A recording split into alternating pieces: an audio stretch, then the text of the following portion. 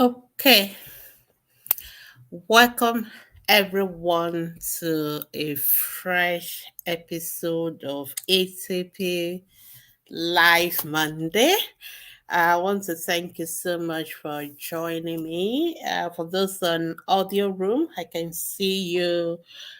Welcome, Rose, Josie, Yvonne. Welcome to ATP Live Monday.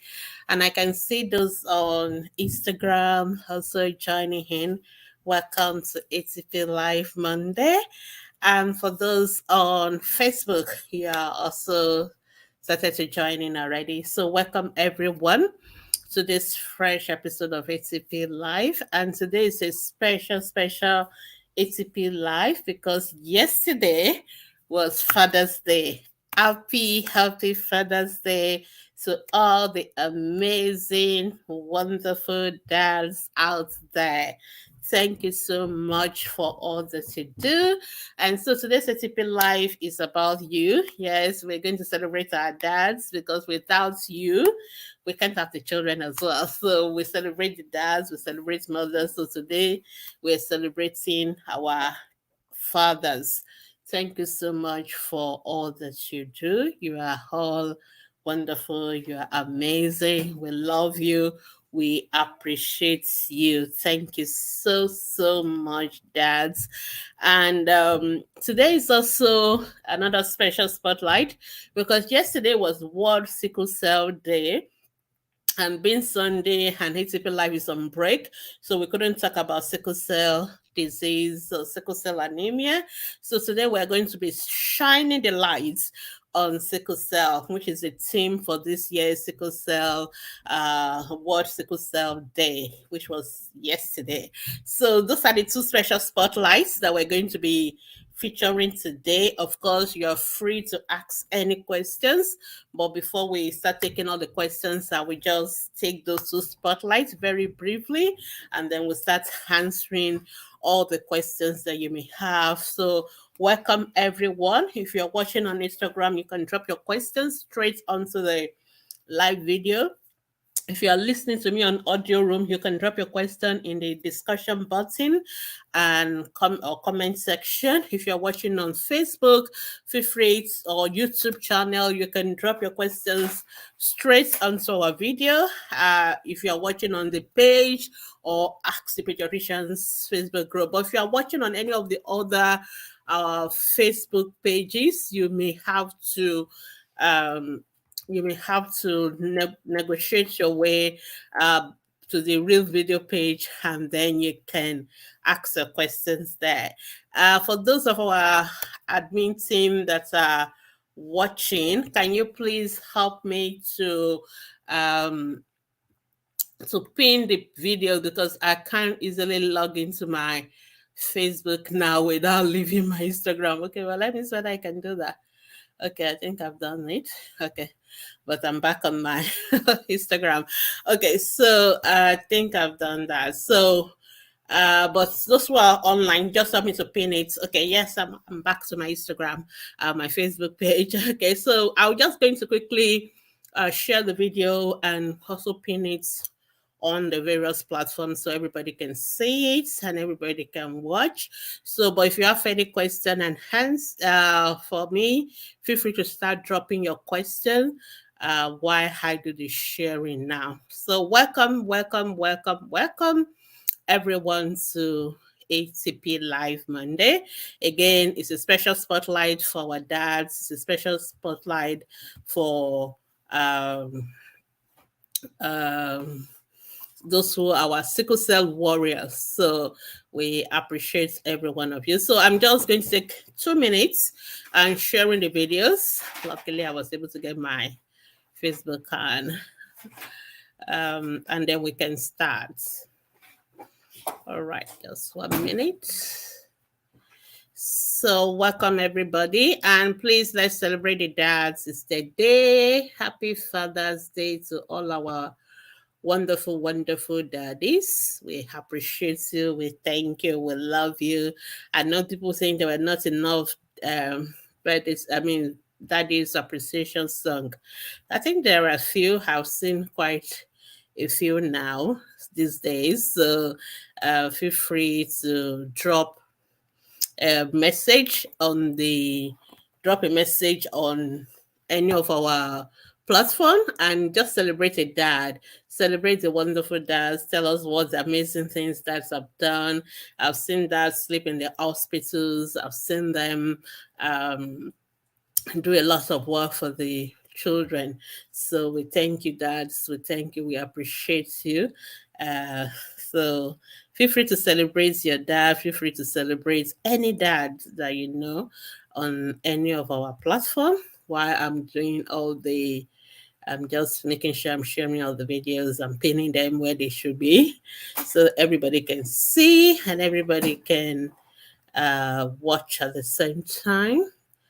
Okay, I guess I'm almost done. And we also want to thank all our volunteers who has been working so hard.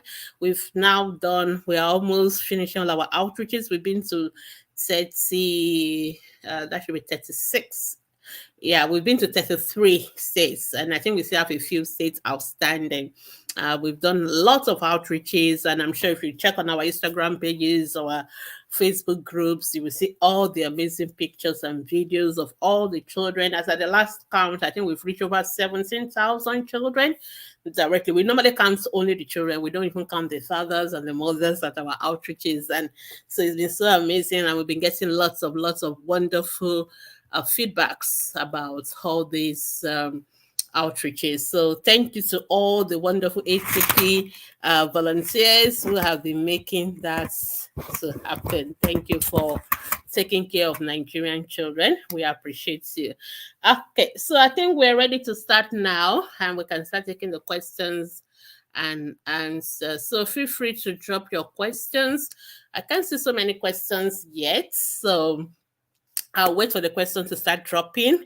Once again, as we are now starting fully, I want to say Happy Father's Day to all the dads. I want to thank you on behalf of our children, because as pediatricians, we are the advocates for our children. So on behalf of all the children all over the world, I want to say Happy Father's Day to every single dad who is listening to me now, whether you are a dad biologically, spiritually, dad to be, or you are fostering children, adoptive dad, stepdads, any dad who is helping a child, playing the role of a father in the life of any child, granddads as well, great granddads. We appreciate all the fathers. We say thank you. We need our fathers. We need you to keep on fathering our children for us. Not just, we don't just want sperm donors, we want the fathers, the dads, those who really play that role in the life of the children. So we want to really say Happy Father's Day. We want to thank you. We want to appreciate you for everything that you do for our children, and we pray that God will continue to bless you and continue to prosper you. All right, so that is about Father's Day. All right, now to sickle cell anemia. Now, in Nigeria, sickle cell is the most common genetic condition, and it's something people need to know about. Before, when there was not so much knowledge, people used to, because people who have sickle cell disease tend to sometimes not live long, or they tend to go through a lot of crisis and all that. People tend to call them all sorts of names. They used to talk about Biku or Banje and all those kind of things. But we know that this is a genetic condition. In Nigeria, 25% of us, 25% of the entire population are carrying the S gene. So just to break it down a little bit, we have what we call the genes that control some things. So in all our body, everything is controlled by genes. Now, when it comes to the red blood cells, the red blood cells is made up of what we call the hemoglobin and the rest of the cells. Now, the hemoglobin in the red blood cells is what carries oxygen supply in our body. So when you breathe in, your blood carries oxygen from the lungs to the rest of the body and returns the blood that has been and that oxygen has been removed back to the lung so that the carbon dioxide can be let out. So red blood cells are so important. They are the oxygen carrier, and the main agent that carries that oxygen is the hemoglobin. Now, that hemoglobin, there are different types of them. So we have what we call hemoglobin A. Okay, that's the normal hemoglobin. But sometimes if there's anything wrong, in the formation of the hemoglobin, you can have different kind of hemoglobin. So we have hemoglobin S. We also have what we call hemoglobin C. Now, hemoglobin S is the abnormal hemoglobin. Now, all of us usually we should have two of those. For each gene you have two. So if you have one hemoglobin A or you have two hemoglobin A, then you have what we call the normal hemoglobin. But for any reason, if you have, even if it's just one of the hemoglobin S, then we say you have the sickle cell traits. Now, if you have one normal hemoglobin and you have another hemoglobin S, then you have what we call sickle cell trait. So those are the AS. Now, if you have more than two abnormal hemoglobin, of course, one of them which is X, then we talk about you having the sickle cell disease. Okay, so we can have either two SS, which we call sickle cell anemia, or you can have one sickle cell S and maybe another abnormal hemoglobin C. Then we talk about SC and all sorts of things. I know they can become complex, but most of us are familiar with the one that we call the SS, that is the sickle cell anemia. So um, those are the condition we refer to as sickle cell disease. Okay, now what are the challenges that people that have the sickle cell hemoglobin, the when there's low oxygen supply, it will change shape. It will change the shape of the red blood cells, and the red blood cell will become what we call, like a sickle. That is where the word sickle comes from. So the normal red blood cell is round. It's like, round and very, smooth, and then it moves around easily. I'm sure most of us have seen pictures of red blood cells, but when it is if it's for those who have hemoglobin S and or sickle cell, and there's any condition where the oxygen supply begins to drop, then they tend to change shape and form that sickle shape. Now, the challenge with that is that when those red blood cells that are change into sickle shape, they are passing through narrow parts of the blood vessels. They tend to clump together, and then they find it difficult to pass, and they kind of block those red blood vessels. The blood vessels. When they block those blood vessels, then it means that oxygen and blood supply cannot flow easily in those areas that are blocked. And this is what tends to lead to most of what we refer to as sickle cell crisis. So we can have pain, and then you can have um, sometimes there are many manifestations of sickle cell anemia, which we can always talk about. But the commonest that most people see is the pain. So people that have sickle cell anemia, they tend to have sickle cell pain crisis, which can be very, very painful. They can have like bone pain and all that. Of course, it's because red blood cells passes through virtually every organ of the body. So it means those who have sickle cell anemia, they tend to have these virtually all organs of the body will be affected when they are, if you have sickle cell anemia. And so that is the background scenario for sickle cell anemia. But in other words, it means that if we have situation where we try to reduce oxygen being dropped down and all that, or there's rapid flow of blood that is not clogging, then it means that we're likely going to reduce the crisis. And so there are drugs that people give just to make sure that it will reduce that changing, that sickling of the red blood cells.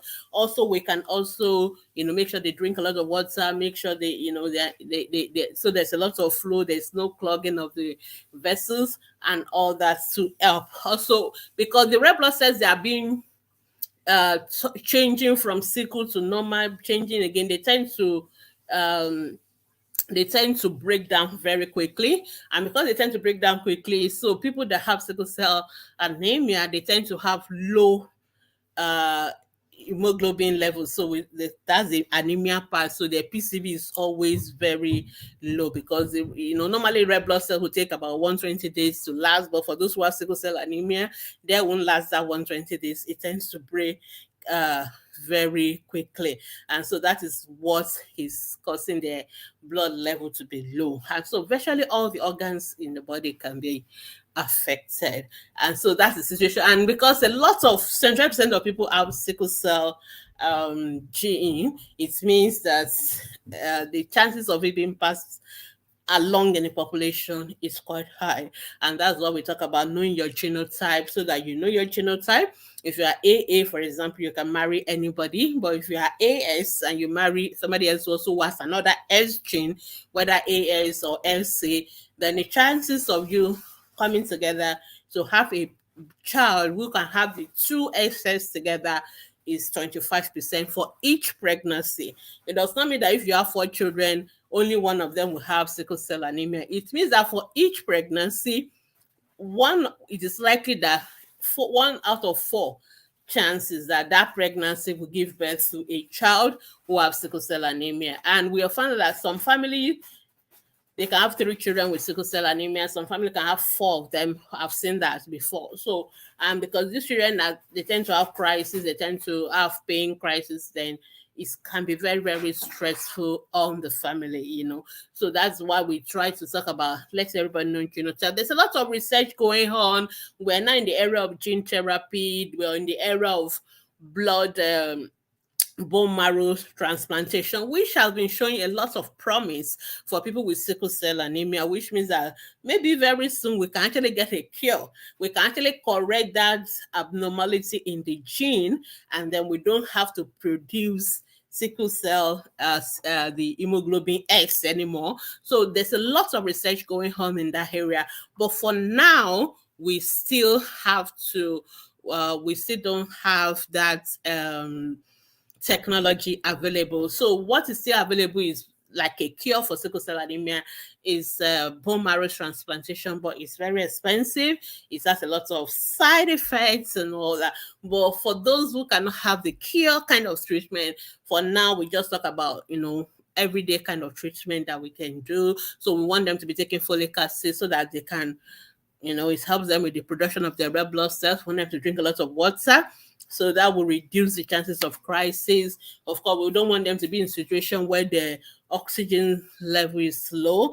So when they are going through stressful situation, we want to make sure that they have the right supports around them. There are also drugs like hydroxyurea and things like that tends to reduce the chances of sickling, which is the main problem that people who have sickle cell anemia has.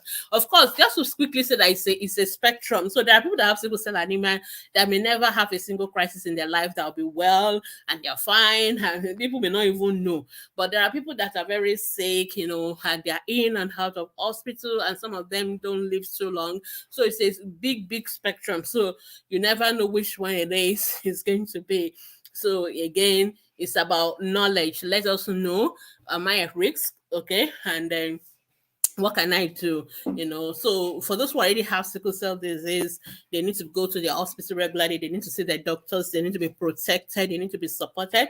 However, for those who don't have, and you want to make sure that when you are taking your decision about marriage, you are conscious of that, and you know your genotype, and the genotype of your partner to be, and you also try to see what you can do to avoid scenario that will lead to having a child with sickle cell anemia. So this is about shining light on sickle cell. So feel free to drop your questions.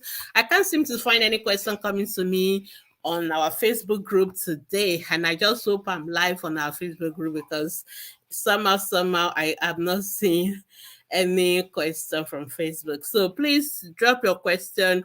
Even though we're shining the lights on sickle cell anemia, I'm still going to answer any questions that you may have. So feel free to drop your questions on the on the video, in the WhatsApp, I mean, on Instagram, and on the discussion button. So I'm just going to check now if I have any questions, and I'll start taking them. And after that, we'll come back to we'll continue to shine the light on sickle cell anemia. So the first question I have is on Instagram, is by Mrs. Inke Mary. She said, please, my 3 months old baby has cough and stuffy nose. What do I do? Okay, if a child has 3 months old baby has cough, most of the time it's a viral infection. So what that means is that most of the viruses, they don't require any treatment. They are going to go by themselves. So usually most time we watch. If the nose is blocked with mucus or something, you can apply saline drops into the nostrils, and that will help to kind of soften the mucus and it will flow away. But if the child is having fever, if the child is having fast breathing, then you need to make sure that you take the child to the hospital and then get the child properly treated. But if it is just cough alone and stuffy nose, you may just want to watch for now, and you don't have to do anything about it. So I hope that's helpful. But more importantly, prevention, exclusive breastfeeding is very important in preventing respiratory infections. So make sure you're doing that. Keep your child warm. Keep the child away from people who have respiratory infections as well. So those are the things that you can do, and it will be helpful to prevent it in future. I hope that's helpful. The next question I have. Okay, do I have another question? Okay, still the same question. I think she asked it twice. Let me just be sure. Okay, yeah. Okay, yeah, it's the same question. She asked it twice. Okay, then Nano Osade Bear. I hope so. What can we give for stooling and vomiting in toddlers? Okay, that's a very good question. So for a toddler who is vomiting, who is stooling, it depends on how severe the vomiting is, because if the child is vomiting so badly and the child cannot drink ORS, oral rehydration solution, then that child has to go to the hospital, because we have to rehydrate the child through the veins by giving drip. But if the child is not vomiting badly, what you can do is to give the child oral rehydration solution. So if you go to any pharmacy or chemist or any of those shops, and you just ask them to give you ORS, most of them will have the ORS, and you can just make sure that you mix it properly, and then you can give it to the child to drink. And so that is all that you need to do for that child who has um, uh, watery stools. That is what we mean by stooling, and that's be at least it must have happened like 3 times in a day before you say the child has diarrhea. So you can give ORS, and you can also give oral zinc. Now the oral zinc and the ORS, their role is not to stop the diarrhea, okay? Because a lot of parents think when you give the ORS and give the oral zinc, then the diarrhea should stop. And when diarrhea does not stop, then they get very upset. No, so the ORS is to replace what the child is losing. The child is losing water, the child is losing electrolytes in the stool. So the ORS replace what is being lost. The ORS role is not to treat the cause of the stooling or to stop the stooling itself. It is just to make sure that it prevents the the child from getting dehydrated, or the child from having complications of what we call electrolytes imbalance due to losing all those electrolytes, okay? Because those are the things that will cause harm to the child. Is the dehydration, is the lack of electrolytes or low electrolyte levels. Those are the things that can kill a child who is having diarrhea. It's not the stooling. So most of the time, the stooling and the vomiting, they will stop on their own. But while we're waiting for it to stop on their own, which may take up to 7 days, sometimes it may take up to 10 days, we want to make sure that the child is getting rehydrated and the child is not having any electrolyte imbalance. So that is the most important thing. So just keep giving ORS. But if there's blood in the stool, or the child is having fever, or the child is otherwise sick, then you have to take that child to the hospital, because there's more to be done in such scenarios. So that is when we give antibiotics. There's blood in the stool, or the child is having fever, the child is otherwise sick. But if it's just diarrhea alone, you don't need to give anything to the child, okay? So that's about diarrhea. So another person is saying, Temilola Egbeyemi, good evening, dog. Please, if you are told your child iron level is very low, what is the best thing to do if the child selects a food a lot? So I believe that for somebody to tell you that your child's iron level is low, the person must have done some tests. So usually the person should have done some tests. So because you don't know whether iron level is low without doing blood tests. So usually we do the what we call the PCV, that's the packed cell volume. It just tells us how high or low the level of the blood is. Then we need to do some other tests. We need to look at the blood film. We may need to do iron levels, what we call ferritin and all those things, to actually know whether the low blood level, the PCV, is actually due to iron deficiency, because it is not every low blood level that is due to iron deficiency. Of course, it's one of the most common cause, but it's not always iron deficiency. So folic acid deficiency too can cause low blood level. Sickle cell anemia that we're shining a light on today can cause low blood level. And for example, for sickle cell anemia, you don't give them iron. You must not give them iron. So we really need to know that this anemia is actually due to iron levels being low. So, and if it's iron level that's been low, then the job of that person is to prescribe what we call iron replacement therapy, or iron supplements, and which is basically what we normally call blood tonic. Okay, so most blood tonic are just iron supplements. So it's the job of the doctor to prescribe the iron supplements, for the child. And for children, the iron is actually can be poisoning, can be poisonous. Sorry, I mean, so there's a concept called iron poisoning. So you can't just go and open blood tonic and be given to children to drink because somebody has told you that the iron level is low. It has to be prescribed, because for children we need to calculate the dose of the iron that the child needs to take, because if you don't give the right dose, you can overdose the child, and that is another problem on its own. So I believe it's the responsibility of that same doctor who must have told you that to make sure they prescribe the appropriate dose of iron supplement for the child. Okay, so that is about what you can do. Also, there are a lot of food that are rich in iron. So food like your meats and all those ones, they are very rich in iron, plantain, vegetables and all that. So if you give them all that as well, you can actually increase the child's iron level as well, just by giving appropriate uh, food. But sometimes the iron is already low, food alone will not work. So you need to give the iron replacement. Usually we'll have to give the blood tonic maybe over 3 months or 6 months, and then we'll repeat it again and see whether we are now back to normal levels or not. So that is what we need to do. All right. The next question. Somebody is saying Danielite cakes. Okay, that's can a mother with twins do exclusive breastfeeding? The answer is yes, and definitely yes.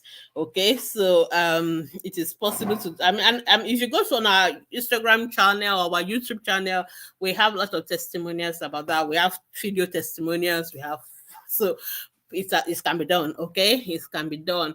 It is possible to breastfeed twins exclusively if you want to, if you really make up your mind to, you can do it. Okay, when you start getting to three, it's not as much as the breast milk production, but breast milk production is about what you demand is what the body will produce.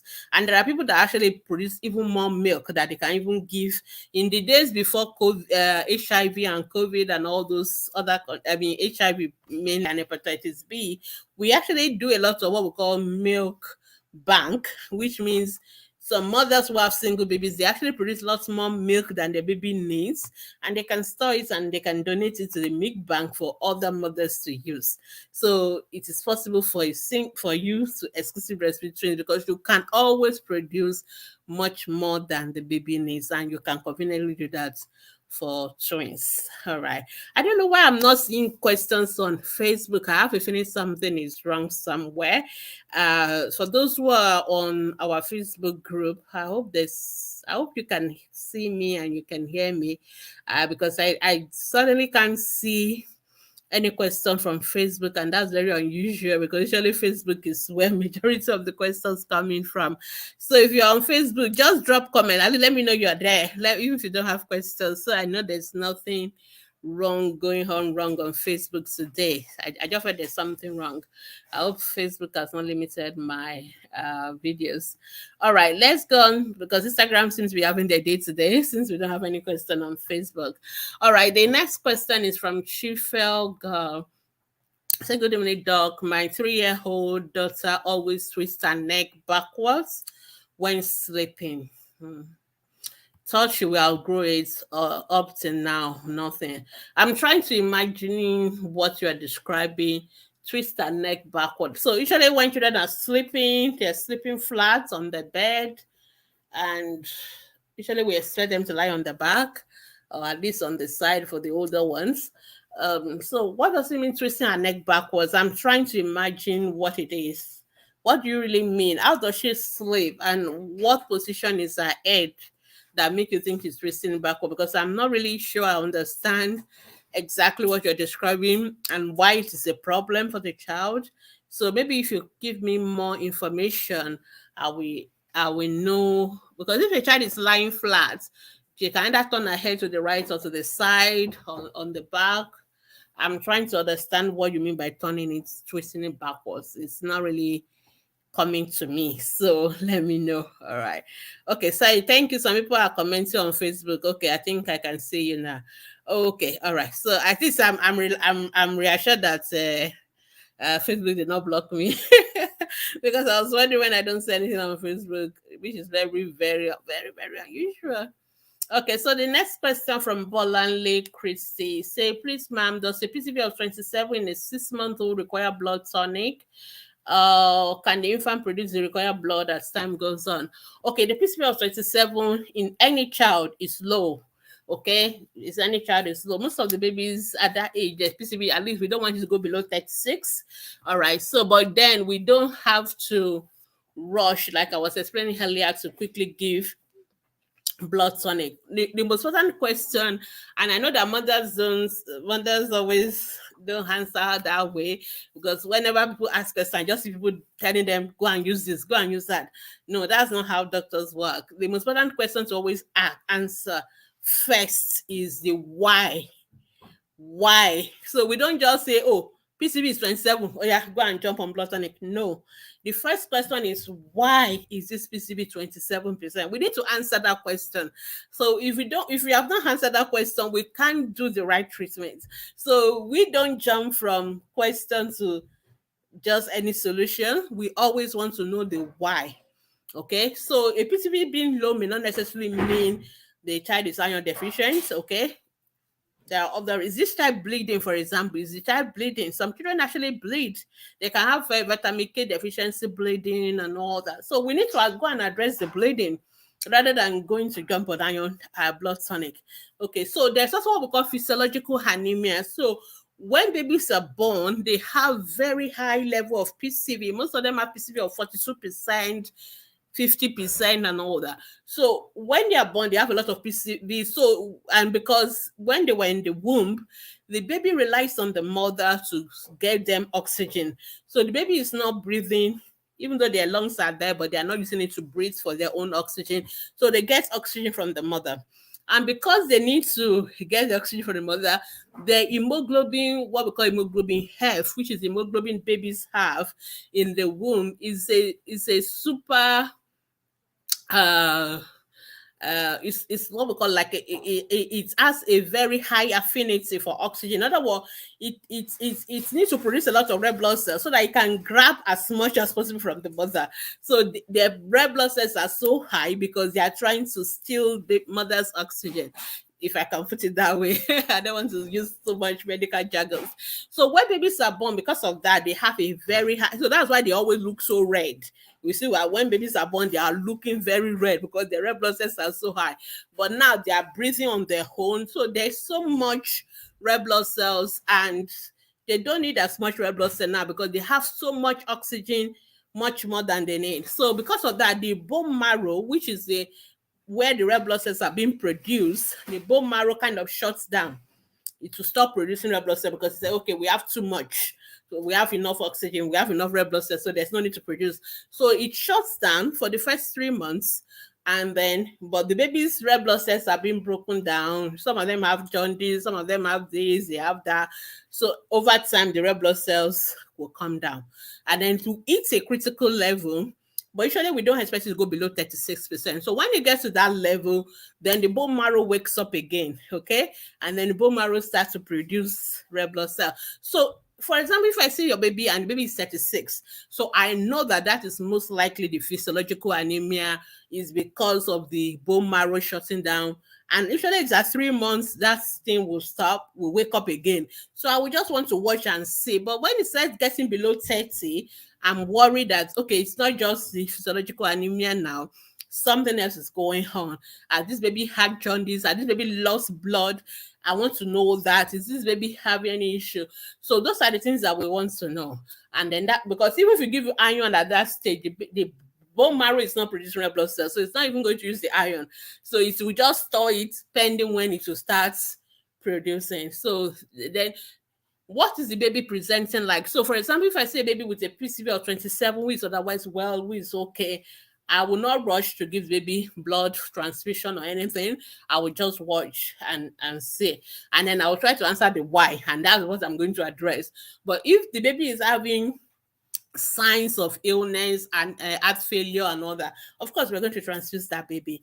So there are lots of things that go into what the doctors do when it comes to anemia. So the best thing to recommend actually is to see a pediatrician. The pediatrician will do all these analysis I've done, think about everything, and then make a recommendation for you based on what they think is happening with the baby and what the baby should be having.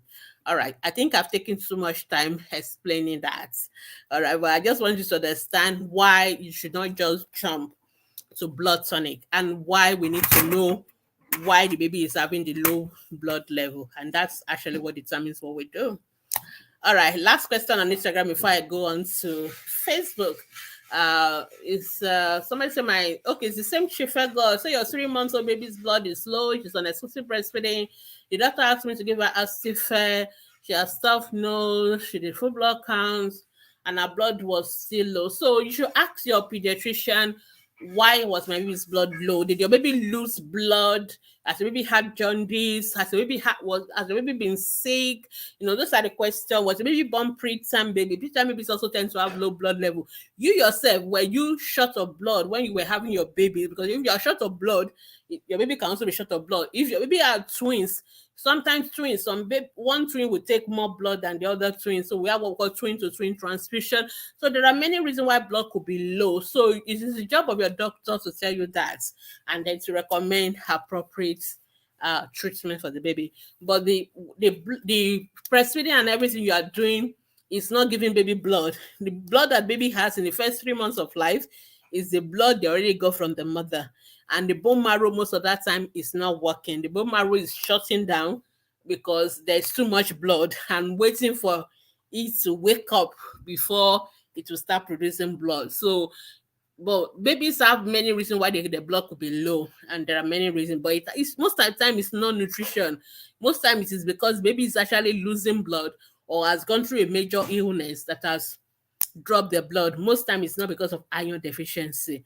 So even when we give them iron at that stage, it's not because of we are just kind of getting the iron store ready, pending when the bone marrow will start producing. So if the baby's blood level is really low, we have to transfuse them most of the time.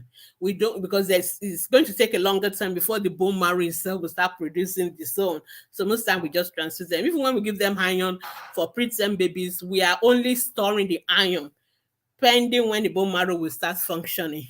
So it is not because we think it's the iron at that point that is causing the low level of blood. I hope that is clear. All right. Okay, let me go back to Facebook. Finally, I know that Facebook people are there. Somebody is asking, can I put vitamin E in my baby's cream? No, please don't. I really, really worry about all this, putting that in baby's cream. Let's stop it, okay?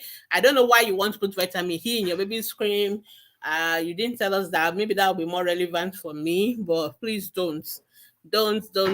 Baby skins are so tender. Um they are so sensitive, they are so fragile. So anything you put on the body goes straight into the blood. This is why we tell you don't miss all these steroid creams, antibiotics. Don't be putting into your baby's cream. If your doctor has any reason to prescribe it, then they know why they are prescribing it. But if something has not been prescribed, please do not use it. Just use your routine hypoallergenic natural products on baby skin, your Vaseline, your shea butter, your ori, your coconut oil, your olive oil. That's all you need to use on the baby's skin. Every other thing else is looking for trouble. All right, so let's move on. Somebody's young queen say, how can I encourage my baby to walk?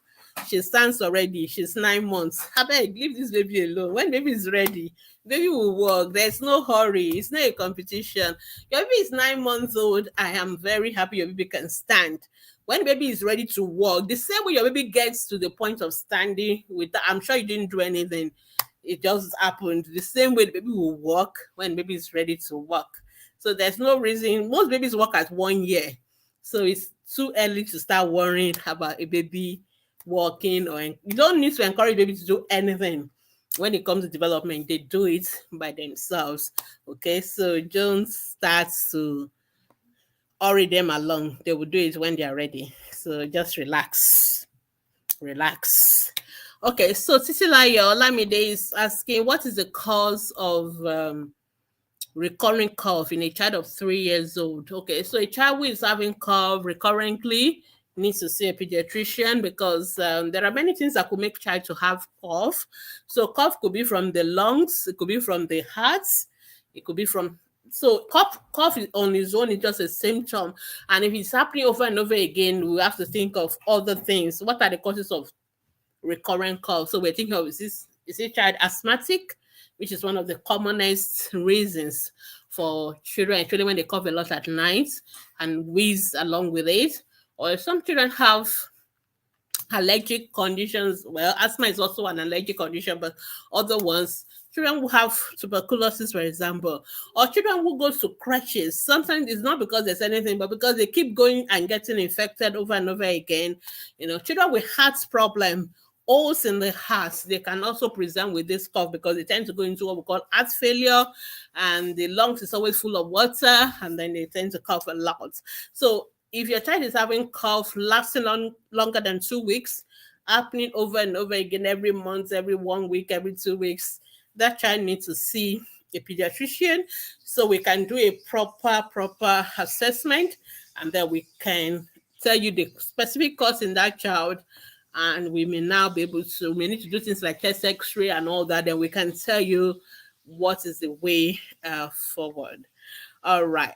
Somebody say, young queen is still here. My toddler and infant all of a sudden refuse taking syrup. Okay, can you just tell us the age of your babies, your toddler and your infant? I'm kind of confused. Okay, so some children don't just like taking drugs. There's something wrong with that. Okay, well, mothers don't like me to say that. Okay, some children don't like taking the drugs. Number one, some drugs are not sweet. I mean, they are bitter. So it's not unusual that children do not like to take them. So you have to devise your own means of getting to give them drugs. Number one, please don't give children drugs if it's not necessary, because I'm wondering what syrup are you giving these children? If children are not sick and they are eating well, eating their fruits, eating their veggies, there's really no need to give them anything. Just let them be. Of course, if they have malaria, if they have other illness, and the doctor has prescribed medication, yes, you can give. So that is, let's start from that. So when you want to give children drugs, try not to give too many drugs at the same time. Try and space this out. So if I know sometimes we doctor would have written like 3 drugs, 4 drugs for you. There's no law that say you have to give all the 4 in one go. You can give one now, give a break, come back and give the second one, depending on how often. That's why I love daily drugs. Like, you just give one dose and that's it for that day. I love it. I always go for it. But sometimes we can't avoid things like ampiclos and those ones that you have to give every 6 hours and all that. So yeah, sometimes we have to deal with those ones as well. But if it's just once or twice a day, you can actually space it out as well. So you can use syringes to give the drug. So the advantage of syringes is that you can just drop, you can just be pressing it a little at a time. So before they react, they've swallowed it. Before they react, they swallow it. So then you just put it at the corner of their mouth. But most importantly, taste the drug. So instead of buying the liquid paracetamol, that is that liquid plain paracetamol that looks like a purple color, it's always very bitter. You can buy the suspension one. The suspension one, they always look like whitish and they're very sweet. So it's still the same paracetamol. So instead of giving the bitter one that the child will cry about, why not give the sweet one? So I always tell mothers, taste the drug, give what is better and all that. Sometimes you can actually give some drugs as tablets. And the advantage of tablets is that you can crush them, you can put them in ice cream, you can put them in yogurt. It's okay. Sometimes you just have to do a little bit of bribery to get the work done.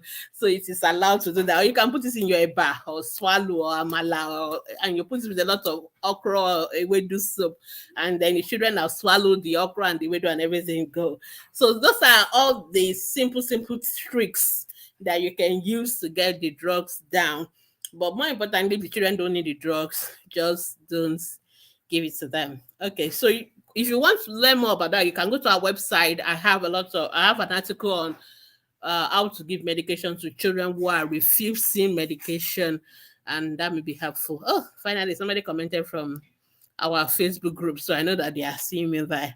Thank you, Queen. Thank you. All right. Josephine is asking, my baby still bring out whitish vaginal discharge. How old is the baby? She's 4 months old now. Yeah, there's something to worry about. Why are you worried about it? It's nothing to worry about. It's completely normal for babies to do that. So the reason why babies do that is that the same hormones in you that help you to lactate, and when you are having your baby and that same hormone, some of it passes into the baby's blood during delivery, and so babies tend to have some features that due to the effect of those hormones. So some babies can have a large breast, for example, and the breast can even bring out milk. It's the same progesterone that and what's it called? The other one, the same hormone prolactin that is working on the mother's breast to produce breast milk can actually work on the baby's breast and do the same. And the same thing for the vagina area as well. So some babies can have very clear, whitish vaginal discharge. It is the effect of the maternal hormone. There's nothing to worry about. Just leave it alone. Just wash it on the surfaces. Don't dip your hand inside. Don't douche. Don't do any of those things. It's okay. Just leave it alone and it will stop. And it's nothing to worry about. Just let it be. All right. Okay. I think do you have any more questions? I guess it's almost time. Anointed 21. Wow, what a name. My 7-month-old baby is refusing all type of food, but she's very active. What do we do?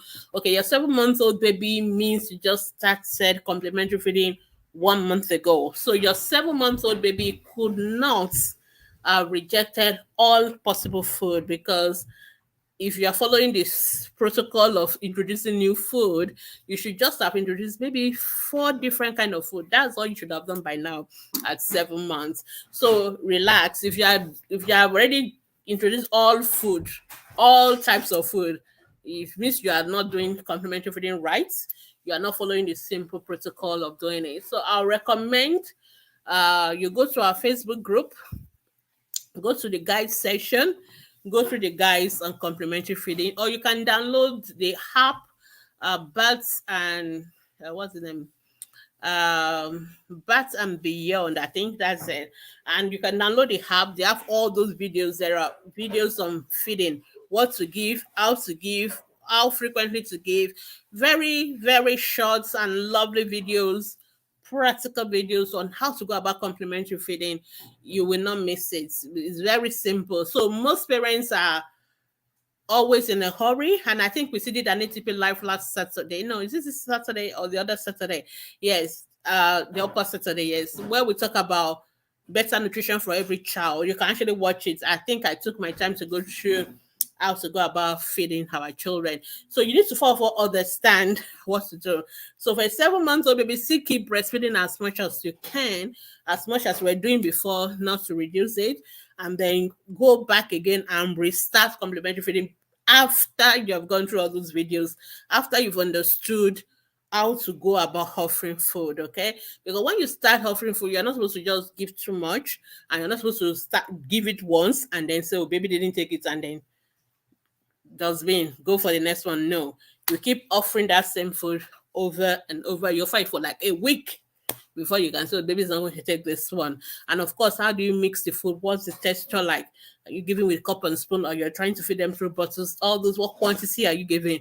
So those are the things that we really need to make sure we're doing right first before. So a 7 months old is actually too young to have refused all food, because we shouldn't have tried all food at 7 months. We should be still in the early phase of doing the right thing. Okay. The same manager is asking, what can we use to remove rashes? So it depends on what kind of rashes. Okay, there are different kind of rashes, and rashes are caused by different things. Okay. There are rashes that we don't do anything about. We just leave it alone. There are rashes that are caused by what you are using that you need to stop using. So some babies are sensitive to the soap, they are sensitive to the cream, they are sensitive to all those products, especially all those nice, sweet smelling products that we use on them. Most people, their skin are sensitive to them, and all you need to do is to stop using them. And there are rashes that are due to maybe infections, bacteria, fungi, and we need to treat those ones. So rashes is not something you just say, oh, they're rashes. What do we do to remove it? No, we need to see the rashes. We need to know why the rashes are there. What kind of rashes are there? What is the cause of that rash? Is it the one that we need to leave alone? Is it the one that we need to treat? Or is it the one that we need to stop what we're doing that is causing the rashes, and then that's what will tell me the solution. So I always separate. There's no way I can answer that question about rashes on ATP Live, because I can't see the child and I can't see the rashes. So for those kind of questions, it's best if you go to our Facebook group and put a picture and give information as well. There's some of you also just put picture and then you just go quiet and say, what is this? How do we treat this? No doctor is going to answer that kind of a question, because we need the background information. We need the age of the child. How long has the rashes been there? Is it itching? Is it not itchy? Is it this? Is it that? There's a fever? Is this? That? We need all those information to know that, okay, this one is this one is that. So if you don't put all those information there, just putting a picture alone and leaving it, it's also not going to be a solution. So we need all those information before we can advise you further. But if you go to our Facebook group, you put the question, the picture, and those at least as much information as you know, it we can guide you for that. Or we, even if it's something we cannot solve, at least we will be able to tell you. If it's something straightforward, we can tell you, oh, no, leave this one alone. Or if it's something that you need to go to the hospital for, at least we'll be able to also advise you further about that. All right. I think okay. The only comments I have on the audio is "Happy Father's Day" by Fein Tolua. Thank you for celebrating our fathers. Well, if you have questions, live audio, please post your questions there as well, and we answer them. Okay, Chami for King, one of our favorite fan on Instagram, always here every Monday. Thank you. Good evening, Doug. My child is 11 months old. Yeah, I think we've been following up your baby from 4 months old. That's amazing. Whenever she laughs so much, she begins to have hiccups. Is it normal? Yeah, I think it's normal. I think it happens to adults as well. It's just the diaphragm is being kind of overstimulated and irritated. But it will stop on its own as well. You don't need to worry so much about it. Just let her calm down, and both the hiccup and the laughter, everything will calm down. There's nothing to worry about at all. When Ola say my baby has watery stool, okay, vomiting food, and they don't know what to do. She say, yeah, now, okay. A 1 year old who is having diarrhea, vomiting. Um, I was answering that earlier at the beginning of the question. You need to give ORS and oral sync. ORS is something you can buy by yourself. Just walk into any pharmacy store, and most of these days they actually sell it together. ORS and oral sync, they come together as a package. So if the child is vomiting, it's not so bad, and the child is able to drink the ORS, then you just keep giving it, and eventually the ORS is to replace the water and the electrolyte the child is losing. It is not to stop the diarrhea. The same thing with the oral zinc. The oral zinc is to help the healing of the intestine wall. It doesn't stop the diarrhea. Okay, the diarrhea will stop within 7 to 10 days, but the most important thing is that the child does not get dehydrated and the child does not suffer electrolyte imbalance. So that is what we need to avoid, and that is what we are trying to do by giving the ORS on its own. But if the vomiting is very bad and the child is not able to drink the ORS, or the child is having blood in the stool, or the child is very ill, having fever, lethargic, you have to take that child to the hospital, because we have to just intervene by giving the drip, giving the rehydration through the veins and all that. So that's what you need to do, right? For a 1 year old, the 1 year old should be eating everything you are eating. They should be on household diets. They should be on a full family diet. Okay, so it's not just be cereal and pap and fat fruits. I can't hear protein. I'm not hearing fats. I'm not hearing. Okay, at least the fruits are there, but I'm not hearing the veggies are there. The child needs to take everything, as much as possible. All right. Okay. When all I say was the HAP, the HAP is Birth and Beyond. Birth and Beyond. Let me see whether I can type it. If you go on our Facebook group, and I think I actually did a video review of that app. I will see whether I can put this on Instagram as well. It is an app produced by the Global Health Media. If they're also on the videos are also on YouTube as well. If you just search for breastfeeding video, feeding videos, complementary, they're all there. But it is Birth and Beyond. It's on Google, Apple, all the stores, and it is free download. They have it in Yoruba language. They have it in Hausa language. That's why I love it so much, because it is in multiple languages: English, Yoruba, Hausa, which is quite good. So you can download it. And the good news is that if you download the videos, you don't have to keep using your data to watch it again. So you can download and store it on your phone, so you can always rewatch it if you want to refresh. So the breastfeeding videos, the video on feeding, everything is there. It's lovely. So you just go check it out. Just check for Global Health Media or Birth and Beyond. You won't miss it. All right. I think that is the Wenola. I hope I've answered you. Doc, okay, Chivegal is asking whether her baby won't have iron poisoning. Okay, so your doctor should know the weight of your baby, and then they should know how much. I am not very comfortable with doctors prescribing Astifa, because Astifa is primarily meant for adults, the dose. So there are other iron supplement brands that are made for babies that have lower amount of iron per mil in them. So it is easier. Not that the acidifier is a problem, but you have to be very careful with the dosing, because the dose is already high enough for adult, because you are supposed to be taking acidifier like 10 or 10 mils. So you can imagine a small baby. So I'm comfortable using other brands that are made for babies.